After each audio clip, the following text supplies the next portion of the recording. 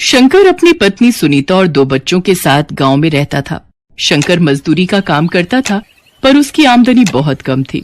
Sunita sweater बुनने का काम करती थी और उस काम से वो थोड़े बहुत पैसे कमा लेती थी। तुम चिंता मत करो, ठंड शुरू होने वाली है, थोड़े बहुत स्वेटर बुनने का काम मुझे मिल ही जाएगा। ये है कि कम से कम घर खर्चे के पैसे तो मैं जोड़ ही लूंगी। तुम बाकी जमींदार साहब का कर्जा चुकाओ, वो पहले बहुत जरूरी है। हाँ, उसी की तो चिंता है। ब्याज भी बढ़ता जा रहा है, पर जितना काम करता हूँ सारा कर्जे में चला जाता है।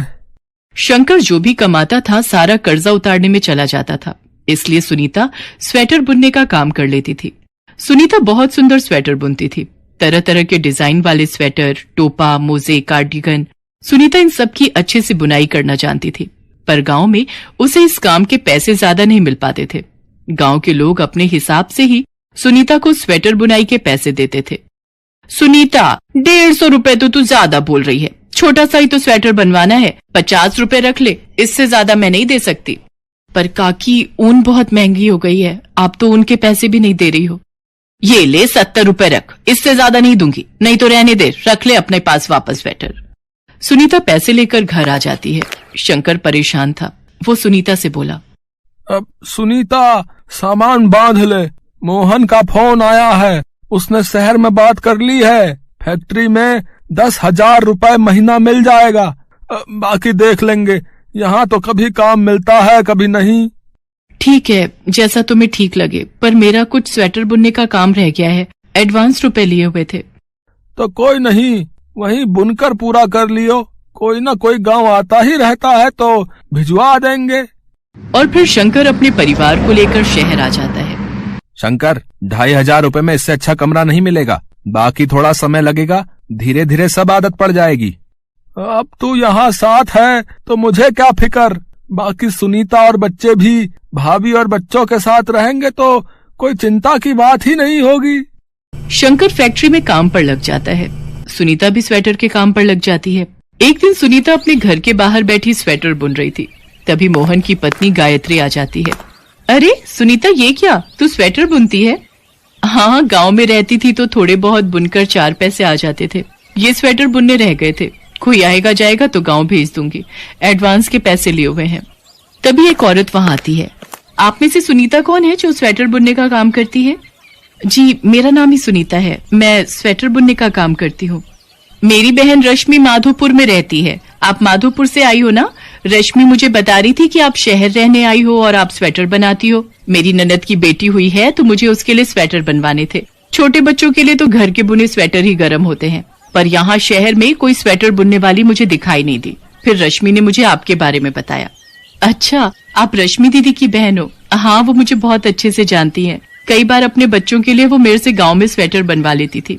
एक स्वेटर उनका अभी भी बना रही हूँ, बस तैयार हो जाए तो उन्हें गाँव भिजवा दूंगी। आपको किस तरह से बनवाने हैं मुझे बता दो, और बाकी ऊन आप देख लो, आप दोगे या मैं अपनी पसंद से ले लूं।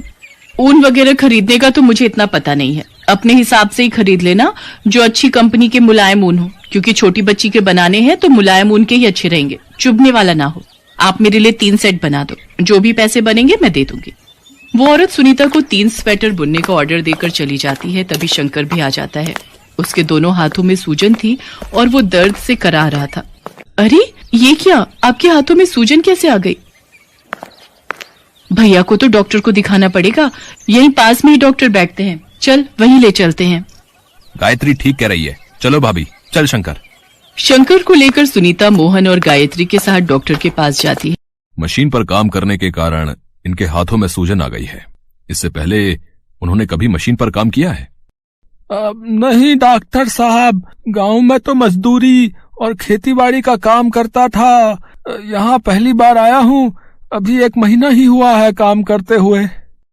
बस यही वजह है, अभी कम से कम 2 महीने मशीन पर काम बिल्कुल नहीं करना, नहीं तो ये सूजन बढ़ने से शरीर को नुकसान हो सकता है।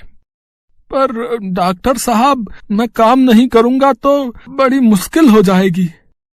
और अगर आराम नहीं किया तो शरीर भी तो खराब हो जाएगा, इसलिए कम से कम 2 महीने दवाई लो, उसके बाद मशीनों के काम की जगह कोई और काम ढूंढना।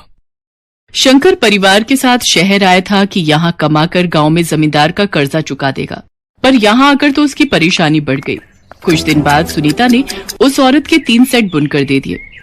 ये स्वेटर तो आपने बहुत ही अच्छे बुन कर दिए, मेरी ननद को भी बहुत पसंद आए हैं। वो पूछ रही थी आप बड़े लोगों के भी स्वेटर बना सकते हो? जी मैं बना दूंगी, बाकी अगर कोई और भी पूछे तो आप बता देना, मेरी थोड़ी कमाई हो जाएगी। क्या हुआ, तुम थोड़ा परेशान दिखाई दे रही हो? गांव से शहर आए थे कि थोड़ा काम चल जाएगा, पर शहर आते ही पति की तबीयत खराब हो गई। डॉक्टर ने उन्हें 2 महीने आराम के लिए बोला है और उसके बाद भी मशीनों का काम मना किया है। वही सोच रही थी कि थोड़े बहुत स्वेटर बुनकर दे दूं तो खर्चा निकल आएगा। आजकल सर्दियां भी शुरू होने वाली हैं, तो लोगों को बनवाने हो तो आप पता कर लेना। हाँ, मैं पड़ोस में भी कह दूंगी, तुम चिंता मत करो। औरत स्वेटर के पैसे देकर चली जाती है और अपने आस पड़ोस में सुनीता के बारे में बताती है। सुनीता को धीरे धीरे स्वेटर का काम मिलने लगता है।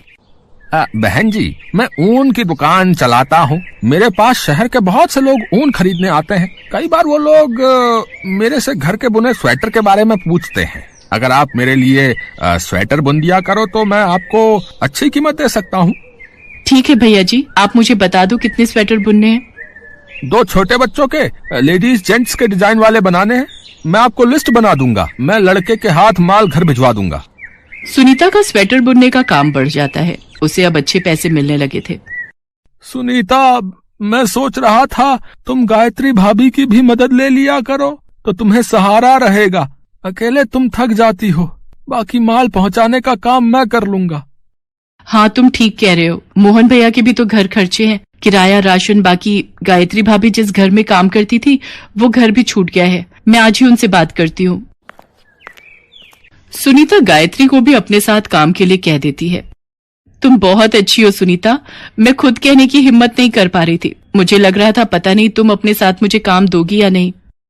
नहीं गायत्री भाभी, ऐसी बात नहीं है। मोहन भैया भी तो हमें शहर विश्वास पर ही लाए थे और यहाँ हमारे शहर में एक दूसरे के सिवा है ही कौन। इसलिए आप आज से ही मेरे साथ ये काम करना शुरू कर दो, आपका भी घर खर्चा निकल आएगा। उस दिन से गायत्री भी सुनीता के साथ स्वेटर का काम करने लगी। धीरे धीरे सुनीता ने और भी औरतों को इस काम में अपने साथ जोड़ लिया और किराए पर एक दुकान ले ली। सुनीता ने कभी नहीं सोचा था कि उसका स्वेटर का काम इतना बढ़ जाएगा। धीरे धीरे सुनीता का काम बढ़ गया और अब उसे उसी शहर के साथ साथ आसपास के और भी शहरों से स्वेटर बुनने के ऑर्डर मिलने लगे। आखिर बड़े शहर में रहकर एक गरीब ने अपने पैर अपनी मेहनत और हुनर से जमा ही लिए। मोहन, गायत्री भाभी, मैं तो हिम्मत हार गया था, पर सुनीता ने सब कुछ संभाल लिया। आज जमींदार का 1 रुपया भी मैंने कर्जा नहीं देना, सब सुनीता ने उतार दिया।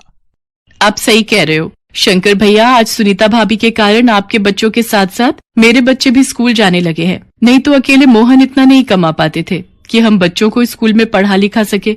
आज ये सपना भी साकार हो गया।